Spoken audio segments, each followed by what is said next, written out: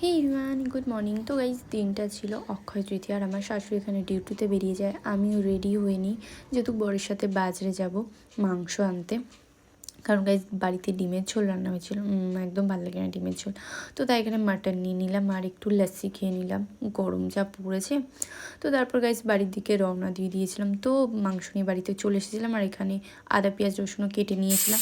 তো দেখো মাংস রান্না প্রায় কমপ্লিট আমার। আর আজকে অক্ষয় তৃতীয়া বলে কথা গাইজ, বৃষ্টি হবে না সেটা কি হতে পারে? তো এখানে বৃষ্টিও শুরু হয়ে গেছে।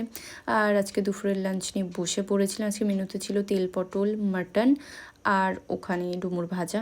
তো তারপর খাওয়া দাওয়া করে উঠে এখানে এই বাচ্চাটার সাথে আমি খেলে নিয়েছিলাম। এটা হচ্ছে আমার ভুলুর বেবি, খুব কিউট। তো তারপরে ঘুমিয়ে পড়েছিলাম। ঘুম থেকে উঠে হঠাৎ জানতে পারি আমার শাশুড়ি মায়ের বার্থডে। তো তাই চলে গেছিলাম বাজারে ওনার জন্য একটু কেক আনতে। আর অক্ষয় তৃতীয়া বলে কথা, আমার গপুর জন্য একটা জিনিস নিয়ে নিয়েছিলাম। তো এখানে মাছের বাজারে চলে গেছিলাম, মাছও নিয়ে নিলাম, ইলিশ মাছ।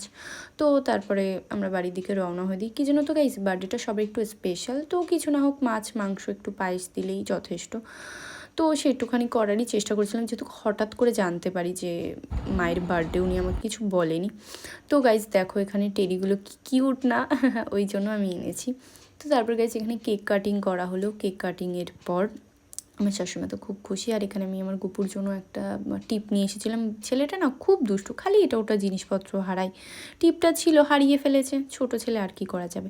তো এটা হচ্ছে রাত্রিরের ডিনারের মেনু, মাছ ভাজা, সর্ষে ইলিশ আর মাটনের ক্লিপটা নিয়ে নিই যতটুক জানো। আর এই যে পায়েস, এটা আমিই করেছি। তো ইয়া গাইস, ব্লগটা এই পর্যন্ত।